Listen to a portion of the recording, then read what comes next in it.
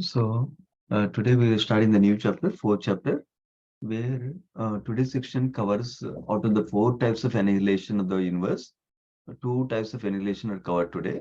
One annihilation at the end of the Brahma's day, that is during the Brahma's night, and then another annihilation at the end of Brahma's entire life, like that. Those two. So we can hear. Sunil Prabhu, whenever you're ready, you can start, Prabhuji. Hare Krishna. Okay, Prabhuji. Thank you. Hare Krishna, dear devotees. Today we are going to read from Canto 12, The Age of Deterioration, Chapter 4, The Four Categories of Universal Annihilation, from verse 21. Om Namo Bhagavate Vasudevaya. Om Namo Bhagavate Vasudevaya. Om Namo Bhagavate Vasudevaya. Narayanam Namaskritya Naram Chaiva Uttamam Devim Saraswatim Vyasam Tato Jayamudiraye Nashtaprayeshu Bhadreshu Nityam Bhagavata Sevaya Bhagavati Uttama Sloke Bhaktir Bhavati Naistiki Shurunvatam Swakata Krishna Punyashravana Kirtanaha Hridyantasto Hyavadrani Vidhunoti Suhrutsatam. Text 1. Sukadeva Goswami said, My dear king, I have already described to you the measurements of time, beginning from the smallest fraction measured by the movement of a single atom up to the total lifespan of Lord Brahma. I have also discussed the measurement of the different millennia of universal history. Now hear about the time of Brahma's day and the process of annihilation. Text 2. 1000 cycles of 4 ages constitute a single day of Brahma, known as Kalpa. In that period, O king, 14 Manus come and go. After 1 day of text 3, after 1 day of Brahma, annihilation occurs during his night, which is of the same duration. At that time, all the three planetary systems are subject to destruction. Text 4. This is called the Naimittika or occasional annihilation, during which the original creator, Lord Narayana, lies down upon the bed of Anantasesha and absorbs the entire universe within himself while Lord Brahma sleeps. Text 5. When the two halves of the lifetime of Lord Brahma, the most elevated created being, are complete, the seven basic elements of creation are annihilated. Text 6. O king, upon the annihilation of the material elements, the universal egg, comprising the elemental amalgamation of creation, is confronted with destruction. Text 7. As annihilation approaches, O king, there will be no rain upon the earth for 100 years. Drought will lead to famine, and starving the populace will literally consume one another. The inhabitants of the earth, bewildered by the force of time, will gradually be destroyed. Text 8. The sun in its annihilating form will drink up with its terrible rays all the water of the ocean, of living bodies, and of the earth itself. But the devastating sun will not give any rain in return. Text 9. Next, the great fire of annihilation will flare up from the mouth of Lord Sankarsana. Carried by the mighty force of the wind, this fire will burn throughout the universe, scorching the lifeless cosmic shell. Text 10. Burn from all sides, from above by the blazing sun, and from below by the fire of Lord Sankarsana. The universal sphere will glow like a burning ball of cow dung. Text 11. A great and terrible wind of destruction will begin to blow for more than 100 years, and the sky covered with dust will turn grey. Text 12. After that, O king, group of multicolored clouds will gather, roaring terribly with thunder, and will pour down floods of rain for 100 years. At text 13. At that time, the shell of the universe will fill up with water, forming a great cosmic ocean. Text 14. As the entire universe is flooded, the water will rob the earth of its unique quality of fragrance, and the element earth, deprived of its distinguished quality, will be dissolved. Text 15 to 19. The element fire then seizes the taste from the element water, which, deprived of its unique quality, taste merges into fire. Air seizes the form inherent in fire, and then fire, deprived of the form, merges into air. The element ether seizes the quality of air, namely touch, and that air enters into ether. And then, O king, false ego in ignorance seizes sound, the quality of ether, after merges into false ego in the mode of passion takes hold of the senses, and false ego in the mode of goodness absorbs the demigod. Then the total Mahatattva ceases, false ego along with its various functions, and that Mahat is seized by the three basic modes of nature: goodness, passion, and ignorance. My dear King Parikshit, these modes are further overtaken by the original unmanifest form of nature impelled by time. That unmanifest nature is not subject to the six kinds of transformation caused by the influence of time. Rather, it has no beginning and no end. It is the unmanifest, eternal, and infallible cause of creation. Text 20 to 21. In the unmanifest stage of material nature called pradhana, there is no expression of words, no mind, and no manifestation of the subtle elements beginning from the Mahat, nor are there the modes of the goodness, passion, and ignorance. There is no life air or intelligence, nor any senses or demigods. There is no definite arrangement of planetary systems, nor are there present the different stages of consciousness, sleep, wakefulness, and deep sleep. There is no ether, water, earth, air, fire, or sun. The situation is like that of a complete sleep or of voidness. Indeed, it is indescribable. Authorities in spiritual science explain, however, that since Pradhana is the original substance, it is the actual basis of material creation. Thank you. Hare Krishna, Prabhuji. Yeah, thank you, Sunil Guruji. Hare Krishna. So, if you remember in the last chapter, beginning of the last chapter, Parishit Maharaj asked the question after hearing all the degraded features of Kali Yuga, all the contamination of Kali Yuga, and how people are suffering like that. Parishit Maharaj asked two sets of questions. One question is about how are the people of the Kali Yuga can easily be delivered, given all this contamination of Kali Yuga. That is one question. Second set of questions, actually, is a lot of questions, but second set I'm saying of questions are talking about how different periods of universal time like that, and then how the time of maintenance and destruction, how Krishna is moving everything as time like that. That is the second set of questions he asked. So in this chapter, in the previous chapter, we heard about how Krishna described about different ages, Satya Yuga, Treta Yuga, Dwapara Yuga, and Kali Yuga, and their specific characteristics, and also what are the predominant characteristics of the people in that age also he described. And then he concluded how Kali Yuga, even though there are so many faults, the best good quality of Kali Yuga is that when we chant the holy name of the Lord, Hare Krishna Mahamantra, then that will deliver us, that will take us beyond the birth and death back to spiritual world. And he described how through this past process of Sankirtan, we can easily be delivered and we'll get the results of all that we can do in the previous ages, like Satya Yuga, meditation, Treta Yuga, sacrifice, and Dwapara Yuga, the Dwapara Yuga, the worshiping the lotus feet of the Lord, serving the lotus feet of the Lord, or the deity worship, like that, different ways is expressed. So, what are we results we get in the previous yugas?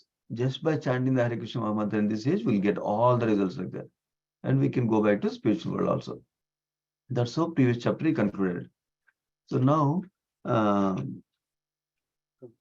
Sukadeva Goswami is starting this chapter, the fourth chapter, which is titled Four Categories of Annihilation, describing, he says that first of all, he says, I have described to you measurements of time, which he described in third canto already.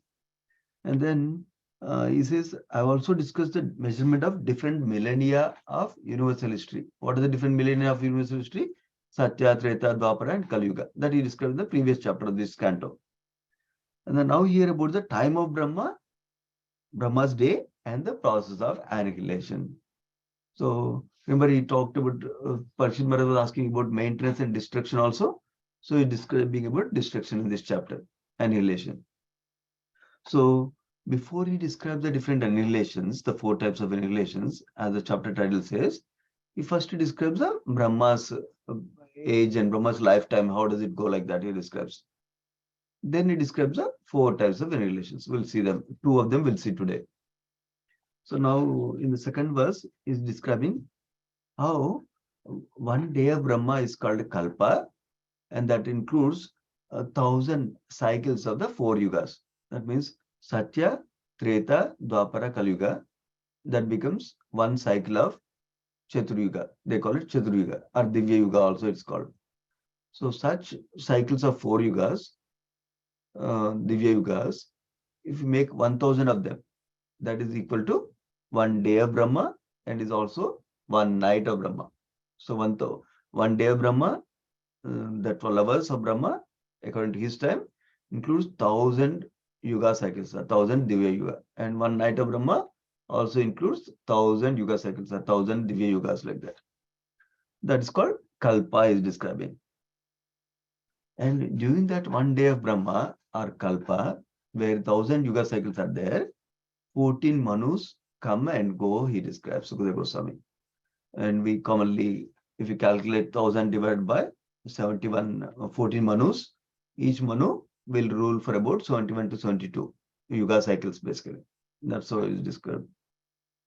So now, after describing the one day of Brahma, he starts to describe the first type of annihilation that happens in the Brahma's night. He says, annihilation occurs during his night. Whose night? Brahma's night, which is of the same duration.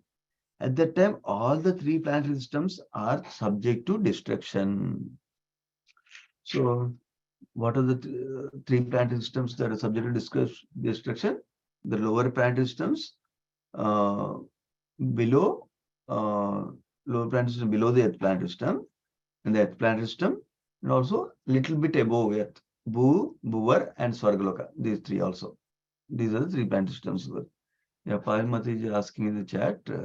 One kalpa is one day, and similarly, one night is also one kalpa, like that we can say. But primarily, day of Brahma is referred to as kalpa. I have not seen any language that says so far, reference that says night is also kalpa, but the duration of Brahma's day and duration of Brahma night is same. That is clearly given. And in the Brahma's night, usually nothing much happens other than the restriction that we'll see now. So that is how we hear about it. Generally, a day of Brahma is referred to as Kalpa. Here, like here is described also.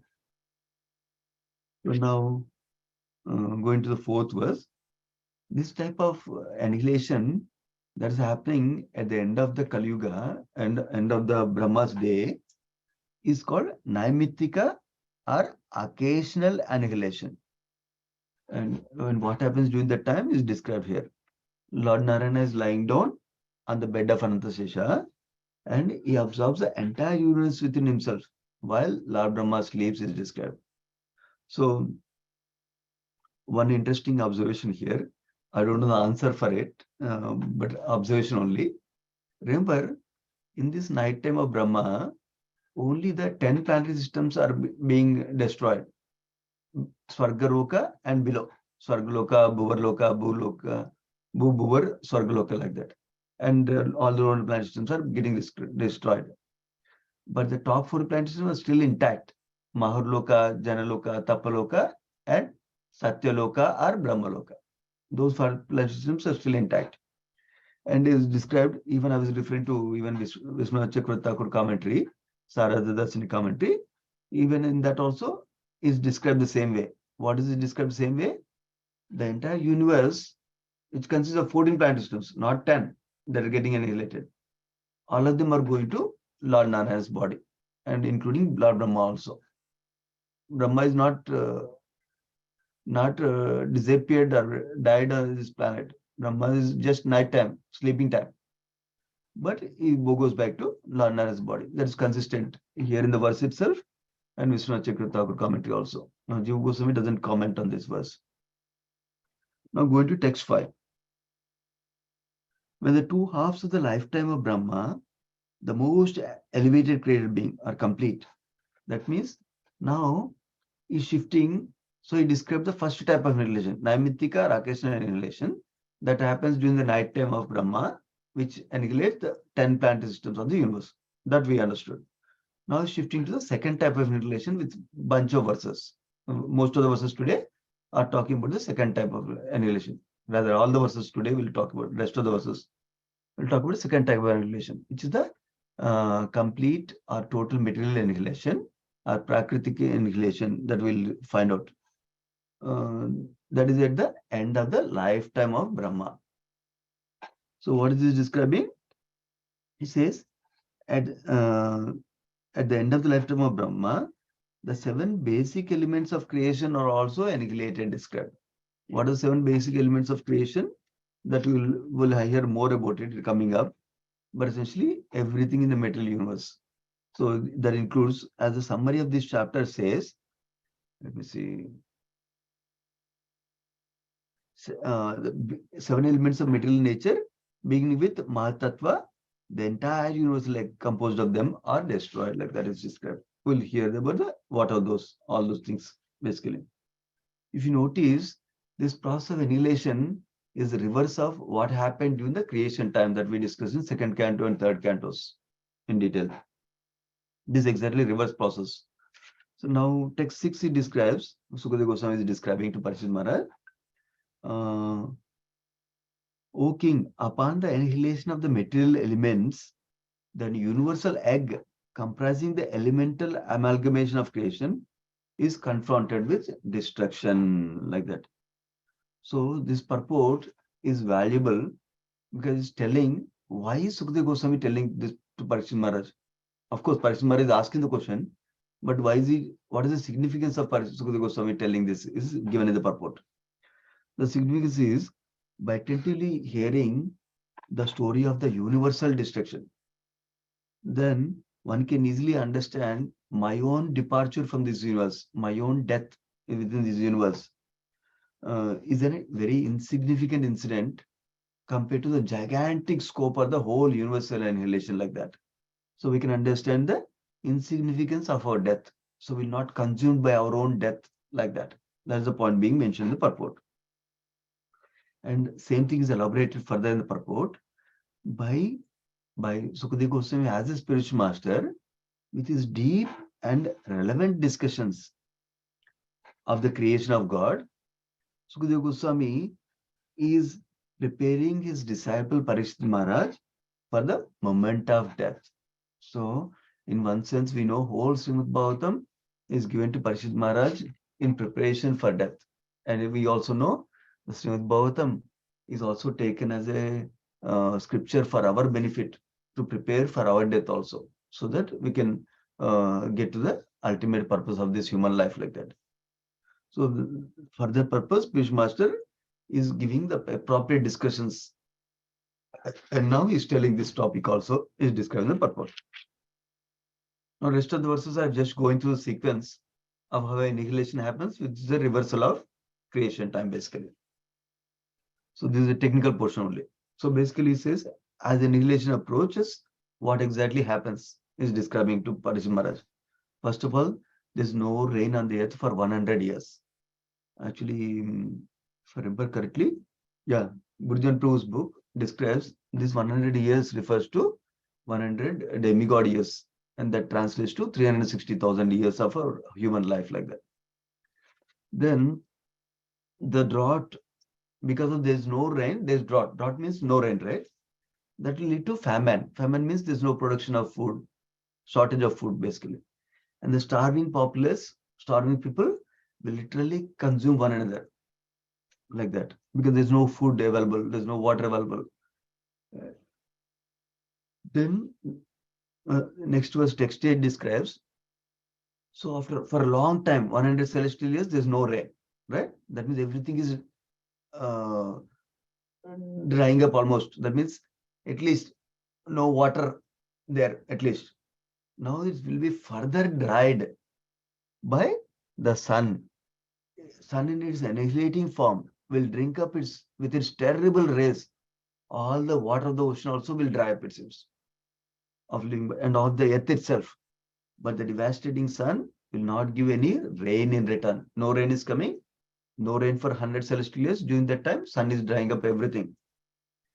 And then what happens is the Sankarshana, who is living at the bottommost of the universe, we know, who's holding the universe on top of its head, like that, right? Planet systems on top of his head's hoods. So he releases a great fire of annihilation from his mouth, it seems. And that fire is carried by the mighty force of the wind, and the fire will burn throughout the universe, scorching the lifeless cosmic shell. Basically, now that for 100 celestial years, there's no rain and sun is drying up everything, everything is very, very dry. So it is easily ignitable. So now, when Sankarshan releases fire, everything will burn up like that he is describing. Now, text 10, burning up from all sides. Why all sides? From one side, blazing sun, and from bottom, fire of the Lord Sankarsana. They're burning up. The universal sphere will glow like a burning ball of cow dung, like this, fully burnt up like that, basically. At that time, a great and terrible wind of destruction will begin to blow from for more than 100 years, and the sky covered with dust will turn gray. Remember in what is the pastime, that Govardhan pastime, where Lord Indra is sending lots of rain, Samartaka clouds, and then devastating rains at the time of annihilation, right? That's what is referred to. That will come up now soon. So at this time, and he also says great winds also will help that rain like that. So those winds are here, most powerful winds. Then after this happens, after the whole period of drying and then burning, now groups of multicolored clouds will gather, rolling terribly with thunder, and will pour down floods of rain for 100 years. These are the Samvardhaka clouds described in the Govardhan pastime in the 10th canto. Then whole universe shell will be filled up with water, forming a single cosmic ocean. There's no more land and ocean like that anymore. Everything is one ocean like that, it looks like. Then text 14 describes the entire universe is flooded. The water will rob the earth. Okay, this is where the reversal of creation is starting, technical portion.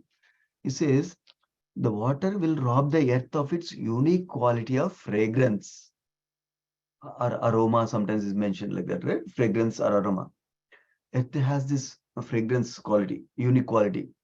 And it says the element earth deprived of its distinguishing quality, the fragrance, will be dissolved.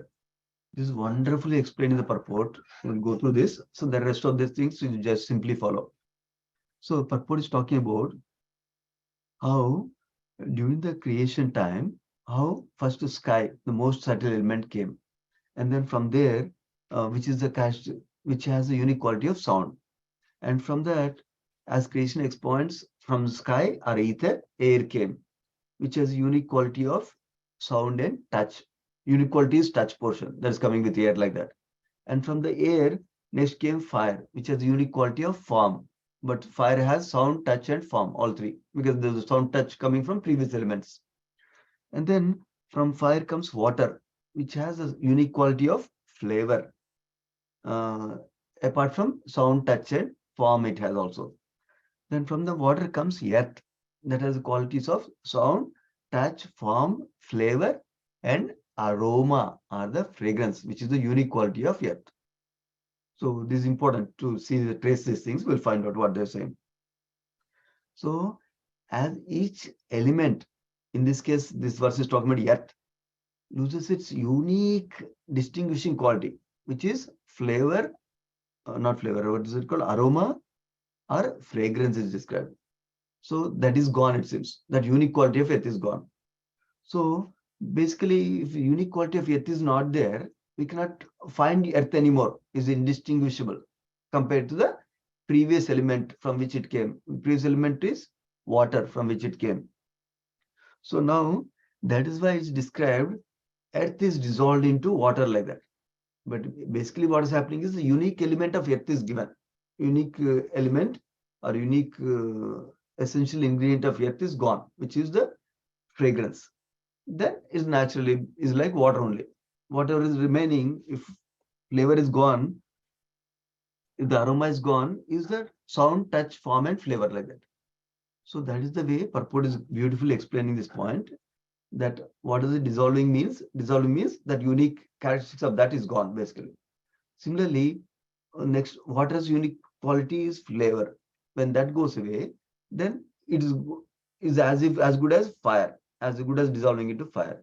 And fire's unique quality is form. When that gets dissolved, is as good as air. And then air's unique quality of touch is gone. That is as good as ether. That is unique quality is sound like that. So that's what is described in text 15 to 19 basically. Basically like that, each of the unique quality is gone for each of them, and they all go into false ego, and false ego in the mode of passion takes code of senses, false ego in mode of goodness absorbs demigods, like that. Because remember, in the creation time, from false ego, all these things come, senses, sense objects, demigods, like that, all those comes. They're all going back into false ego. And then total Mahatattva takes false ego again. And then and Mahatattva is taken by the modes of material nature, goodness, passion, ignorance. And then they all modes of nature are taken by unmanifested form, which is Pradhana over here in creation time also. So in the Pradhana, nothing is manifest. That's why it's called unmanifest. That means modes of nature are not active. The 6 kinds of transformation that happens for matter do not happen like that. So that's what is described in the next verse also. And then, oh, that's the 21st verse today, right? Yeah. Basically, this pradhana is the original substance, is the actual basis of material creation. That's how this section ends. So we'll hear more about the other 2 types of annihilation coming up in this chapter. And there's also glorification of the holy name in this chapter also. Aptly so. So we'll pause there. Srimad Bhagavatam ki jai, Sri Prabhupada ki jai. Let's offer obeisance to all the devotees of the Lord. Vanchakalpatarubhyascha Kupasindubhyevacha Patitanam Pavanebhyo Vaishnavebhyo Namo Namaha. Thank you so much, devotees. Hare Krishna. Hare Krishna, Prabhuji. Hare Krishna, Prabhuji. Prabhuji, can I ask a question, Prabhuji? Srimati, go ahead, Mati. Here it is Naimittika annihilation, right, Prabhuji? Yes, yes. And in the beginning, you said like only 10 planetary systems will get dissolved, and 3 of them will go to Narayana. 4 of them are still there as they was discovered. Yeah. Along Thank with you. Brahma. Prabhuji, is it because after this technicality description, everything is losing its characteristics and completely dissolving and form a egg, fire and all. So by this time, all those 4 planetary systems already entered Narayana. How should we understand, Prabhuji? Or it is more in deep? No, I shared one doubt I have personally when you're sharing, right? That's about Naimitya annihilation. But you brought in the permanent annihilation also into the picture. Can you describe that? I did not. Your question is about Naimitya annihilation only, or the permanent annihilation also in picture? Naimittika only, Prabhuji. Only? So this annihilation the doubt I description expressed also. The doubt I expressed is 4 planetary systems are intact, right? That is clear. And second point made is that whole universe is going to Narayana body also. Makes sense so far? That means there's no talk about what happens to the 4 planetary systems. They're intact, but they're also going to Narayana body. Okay. Then that's what I was expressing as a doubt. And I refer to Vishwanath Chakravarti commentary, Sharada Dasani. And that also says the same story. Sure. And Jiva Goswami doesn't comment in Krama Sandarbha. You want to run that? Yeah, makes sense? Yes, Prabhuji. Thank you so much. Hare Yeah, Krishna. sure, Mother. Yeah. Payal Mati, you had a question? Prabhuji, so in the first type of annihilation, the upper four planetary systems are intact. Yes. Below 10 are going to Narayana's body. No, that's not how it's described. Whole universe is going to Narayan body is described. Means entire universe. Yeah, correct. That's what I was expressing as a dot. That means nothing is happening to people there, nothing is happening to elements in that four planet systems, but they're going as it is to the universe. That's how we're seeing the explanation in the Srimad Bhagavatam and also in the Vishnu Chakravarti commentary. Exactly. Yeah. Oh. And Brahmaji went to sleep. Correct. And- exactly. And when then the second annihilation, Brahmaji gone. Like, Not born. Brahmaji woke up. no, gone. I mean, he. Oh, after the whole second annihilation, permanent annihilation. Yeah, he's like. Yes. That's the end of his lifetime. After 100 years, he's completely completed. Correct. Yeah. First he's sleeping and then he is totally gone, like end of his life. Yes. He's correct. so horrible. Yeah. Krishna So it's Prabhu. recycling system. Yeah, recycling system of Krishna. And Krishna manages everything. So brains like not means I cannot imagine. Like I'm not being able to imagine. But Yeah. It's very great. It's beyond our imagination, of course. yeah. Okay. Yeah. Hare Krishna Prabhuji. Okay. Hare Krishna. Thank you, everyone. Thank you. Hare Krishna. Krishna.